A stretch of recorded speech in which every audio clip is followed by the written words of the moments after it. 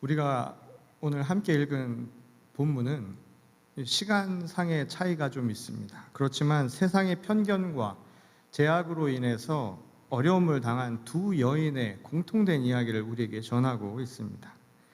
먼저 사무엘상에 기록된 한나의 이야기는 아이를 낳지 못한 여인에 대한 당시 사회의 따가운 시선을 고스란히 보여주는 내용이라 할 수 있죠.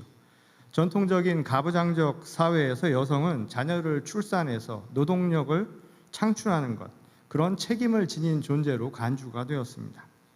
그러니까 불임이라고 하는 것은 단순히 개인의 문제를 넘어서 공동체의 생존 문제와 직결되어 있다라고 당시 사람들은 생각하고 있었습니다. 일부 다처제가 이루어질 수 있었던 것도 바로 이와 같은 맥락과 연관이 있죠. 그러다 보니 한나가 당했던 서름처럼 남편의 또 다른 아내에게 업신여김을 당하는 어처구니 없는 일들이 이곳저곳에서 발생하던 때였습니다. 자기가 속한 가족 공동체에서조차 비난과 소외를 감수할 수밖에 없었던 여성의 고통스러운 삶을 우리에게 고스란히 보여주고 있죠. 12해 동안 질병으로 고생한 것도 억울한데 사회적 편견으로 소외의 대상이 되어야만 했던 또 다른 여인의 이야기도 마찬가지입니다. 유대 사회에서 혈루증이라고 하는 것은 여성에게 단순히 육체적 질병으로만 끝나는 병이 아니었습니다. 유대의 정결 규정에 따르면 특별히 레위기 15장에 보면 우리 몸에서 나오는 모든 것들, 유출병과 관련된 규정들이 나오죠. 이 월경처럼 여성이 흘리는 피는 부정한 것, 정결하지 못한 것으로 취급되고 있던 상황이었습니다. 따라서 혈루증은 육체적인 질병 이상으로 여성에게는 아주 이중적인 고통을 주는 것이었죠. 늘 청결하지 못한 존재, 부정한 존재로 공동체로부터 낙인을 받아야만 했기 때문입니다. 특별히 정결하지 못한 여성과 단순히 접촉하는 것조차도 용납하지 않은 유대의 전통을 생각해 볼 때 여성에게는 일종의 사회적 사형 선고를 내린 것이나 마찬가지의 아주 가혹한 규정이라고 할 수 있습니다. 특히 오늘 마가복음에서 언급한 혈루증 여인의 경우는 이 자신의 병을 고치기 위해서 백방으로 노력을 다하다 결국 경제적으로 파산하는 상황에 이른 형편이었죠. 한마디로 이 여인은 육체적인 질병과 사회적 고립감, 소외감, 거기에 경제적인 파탄에 이르는 삼중고를 겪고 있는 상황이라고 할 수 있습니다. 무슨 전염병이라도 앓는 사람을 대하듯이 특이한 질병을 얻고 있는 이에 대한 세상의 잔인한 편견과 배제로 인해서 한 영혼이 얼마만큼 무자비하게 짓밟힐 수 있는가라고 하는 것을 우리에게 보여주는 말씀이라는 것이죠. 그것은 오늘날 우리 시대에서도 종종 발견되는 모습이기도 합니다. 오래전 자기 지역에 장애 시설이 들어서면 집값이 떨어진다, 그리고 아이들의 교육 환경에 좋지 않다며 반대하는 사람들에 대한 이야기가 보도된 바가 있죠. 지금 이 사진은 몇 년 전 장애 아동 시설을 극렬하게 반대하는 주민들에게 특수학교 설립을 허가해 달라며 무릎 꿇고 눈물로 호소하는 이 부모들의 모습입니다. 생명보다 땅값의 가치를 더 두는 세상, 과연 그곳에서 아이들의 교육을 운운할 자격이 있을까? 저는 한번 묻지 않을 수 없습니다. 과연 누가 무릎을 꿇고 사죄해야 하는 건지, 정말 사람들의 생각이 이 정도밖에 되지 않는 것인지, 오늘 우리들의 시대가 무엇인지, 우리들이 갖고 있는 삶의 가치가 무엇인가를 되돌아보게 만드는 상황이었죠. 이토록 생명에 대한 존중과 그리고 의식이 결여된 세상, 과연 어디서부터 손을 대야 될까요? 오늘 본문은 세상의 따가운 시선과 편견에 맞서기 위해 두 여인이 선택한 대응 방식을 통해서 우리에게 아주 근본적인 해결책을 제시해주고 있죠. 이 결론부터 말하자면 그것은 세상의 방식이 아니라 먼저 하나님을 의뢰하는 것, 이것이 바로 그들이 선택한 방식이었다는 겁니다. 한나는 하나님의 전을 찾아가 눈물로 서원의 기도를 드리죠. 내가 이렇게 고통받고 있습니다. 하나님 저에게 자식을 주시면 그 자식을 하나님께 기쁜 마음으로 드리겠습니다 라는 서원을 드린 것이었습니다. 실제로 얼마 지나지 않아서 한나는 아들 사무엘을 얻지요.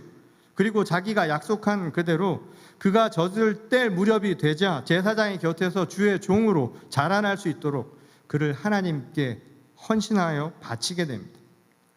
반면 12해 동안 혈루증을 앓아온 여인은 군중 속을 헤집고 들어가서 그 길을 지나가시던 예수의 옷에 손을 가져다 대는 아주 적극적이고 아주 돌발적인 태도를 취하죠. 예수님의 옷을 잡기만 해도 나을 수 있을 것이라는 간절함이 그를 그렇게 만들었던 것이었습니다. 사실 그 여인이 앓고 지내던 12해, 12라고 하는 것은 단순한 세월의 횟수를 의미하는 것이 아니라는 것을 우리가 알 수가 있죠. 왜냐하면 당시 유대 전통에서의 10이라고 하는 수는 완전한 수를 의미합니다. 그러니까 단순한 횟수라기보다는 그만큼 평생의 고통일 만큼 극한의 상황에 있었다는 것을 우리에게 애둘려 보여주는 말씀이라는 거예요. 그러니까 정결법에 어긋나는 것을 알면서도 다소 무례할 만큼 외간 남자의 옷에 손을 대는 돌발 행동을 벌일 수 있었던 것이었죠. 사실 옷자락을 만지면 병이 낫는다라고 하는 이 생각은 유대 사회의 만연한 미신 가운데 하나였다고 합니다. 이 당시 유대인 남성이 입고 다니던 외투의 끝자락에는 색깔이 있는 술이 달려 있었다고 하죠. 그것은 색깔에 따라 율법의 조항들을 상징하고 있는 것이었습니다.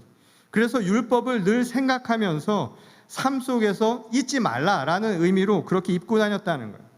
근데 그러한 전통이 오래 지속이 되면서 율법을 상징한 그 술을 만지기만 해도 어떠한 효험이 있을 것이라는 일종의 미신이 퍼져나가기 시작을 했다는 것이죠.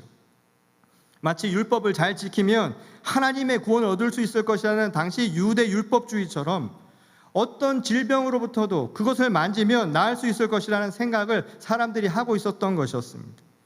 실제로 당시 근동 지역이나 이 지중해 연안의 헬라 문화권에서는 구원이라는 말과 치유라고 하는 이 말이 다른 말이 아니라 같은 동일한 의미로 사용되기도 했었습니다.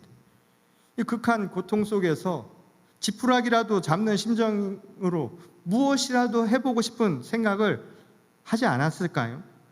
아마 그것은 그 누구라도 마찬가지였을 겁니다.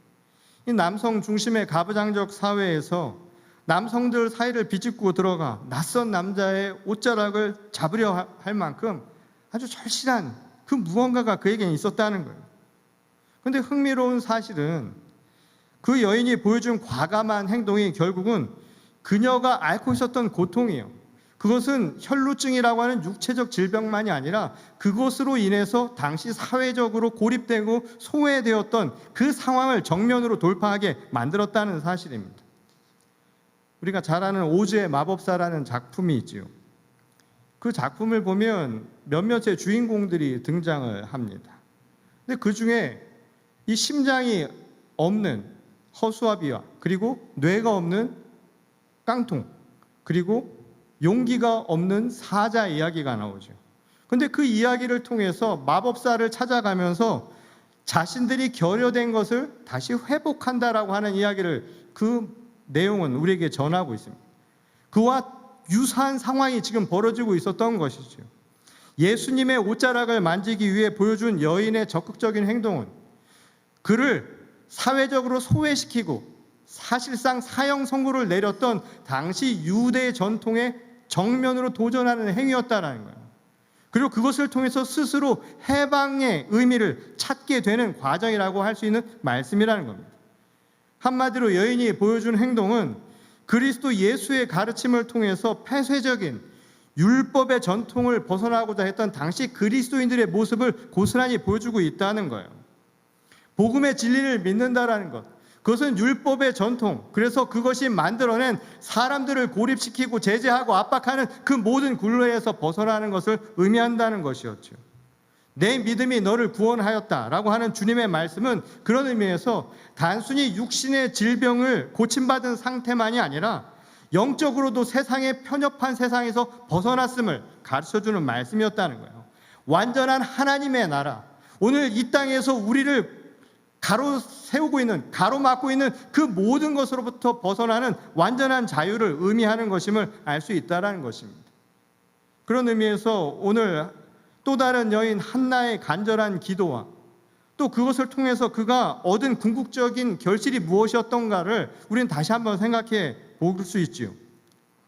이 한나의 기도는 바라던 아들 사무엘을 얻는 것으로 그친 게 아니었습니다. 그러니까 한나의 서원에 하나님께서 응답하신 것처럼 누구든 간절히 기도하면 다 들어주실 것이다.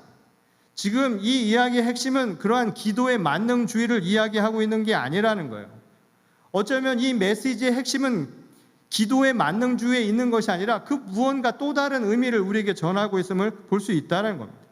다시 말해서 더 중요한 것은 바로 자기 자신의 모든 것을 완전히 하나님께로 향할 수 있는 삶의 전환, 곧 믿음에 대한 이야기라는 사실을 깨달아야 한다는 거예요. 한번 한나의 상황을 생각해 보십시오. 비록 자기가 서원을 했지만 젖을 뗄 때까지 자기가 품고 있으리라고 했을 만큼 얼마나 소중했을까요? 얼마나 어렵게 얻은 아들입니까? 그러니 눈에 넣어도 아프지 않을 그 자식을 다시 내놓는다라는 것, 그 어머니의 심정이 어떠한지는 우리가 감히 상상도 하기 어려울 것입니다. 어머니의 그 따뜻한 모정은 그 무엇으로도 비견하기가 어렵지요. 그럼에도 불구하고 사무엘을 하나님의 종으로 맡기려 했다는 사실은 결국 자신이 가장 소중한 것, 자기보다 소중한 그 무언가를 드리는 행위라고 할 수 있다는 거예요. 그러니까 사실 드린 것은 아들만 드린 게 아니라 결국은 뭐냐면 자기 자신을 드린 거였다는 거예요. 결국 이 행위는 하나님이 기뻐하시는 산제물로 나를 드리는 바로 믿음의 행위였다는 사실을 우리에게 가르쳐 준 것이지요. 그것은 늦은 나이에 얻은 아들 이삭을 제물로 바치려 했던 아브라함의 믿음을 떠올리게 만들기도 하죠. 이 창세기 22장 말씀에 보면 이런 구절이 나옵니다. 이삭이 그 아버지 아브라함에게 말하여 이르되 내 아버지여 하니 그가 이르되 내 아들아 내가 여기 있노라. 이삭이 이르되 불과 나무는 있거니와 번제할 어린 양은 어디 있나이까. 아브라함이 이르되 내 아들아 번제할 어린 양은 하나님이 자기를 위하여 친히 준비하시리라. 자, 이 이야기는 우리를 당혹스럽게 만드는 이야기 가운데 하나이죠. 지금 아들 이삭을 번제로 바치라라고 하는 이 하나님의 명령은 사실상 받아들이기 어려운 것이죠. 지금 여러분들에게 이게 성경 말씀이 아니라 여러분 삶에 그런 응답이 왔다고 한번 생각을 해보십시오. 과연 누가 감히 이 일을 행할 수가 있겠습니까? 사실 이 말뜻을 몰라서가 아니라 하나님의 뜻이 무엇인지를 몰라서 도대체 이해가 가지 않는 말씀이라는 거예요. 그런데 오늘 이 말씀 가운데는 이미 아브라함에겐 중요한 것 하나가 마음속에 있었다는 것을 알 수가 있죠. 그것은 무엇이었냐면 여호와 이레, 준비하실 하나님에 대한 그의 믿음이 있었다는 것을 가르쳐주는 말씀이에요. 그러니 이 이야기는 이 믿음이라고 하는 이 한 단어를 빼면 도대체 납득이 안 되는 이야기라는 것을 알 수가 있죠. 그렇게 어렵게 얻은 아들 이삭을 제물로 바치라는 하나님의 명령도 납득이 안 가죠. 그리고 그것을 고지 듣고선 아들을 데리고 번제물로 삼기 위해서 갔던 아버지 아브라함도 이해가 안 가기는 마찬가지입니다. 더더군다나 그 아버지를 믿고 순순히 따라 나선 이삭도 이해 안 되기는 마찬가지 아니겠냐 이 말인 거예요. 이 이야기는 처음부터 어처구니 없는 상황의 연속처럼 보이는 말도 안 되는 비합리적인 상황 속에서 움직이는 이야기 아니겠냐는 것이죠. 오늘 우리의 현실의 눈으로 보면 아주 비합리적이고요. 지금 이런 행위 자체가 어리석어 보일 수 있는 내용이었다는 겁니다. 이 바울의 고백 중에 이런 말이 있었죠. 구원을 받는 자에게 하나님의 능력이 멸망하는 자에게는 미련하게 보인다라고 말이죠. 지금 그와 똑같은 상황이 나타난 거예요. 믿음이라고 하는 그 한 단어만 빠지면 이 모든 이야기는 아주 어리석어 보일 수 있는 이야기일 수 있다는 것입니다. 그러고 보면 우리에게 중요한 사실을 가르쳐 주시오. 우리 삶의 믿음이라는 게 어떤 의미를 갖느냐, 그리고 그것이 우리 삶의 전환이 될 때, 그것을 통해서 우리의 시선이 변화될 때 어떤 현상이 일어나는가를 가르쳐주는 말씀이라는 거예요. 우리의 시선이 바뀌면 세상도 달리 보입니다.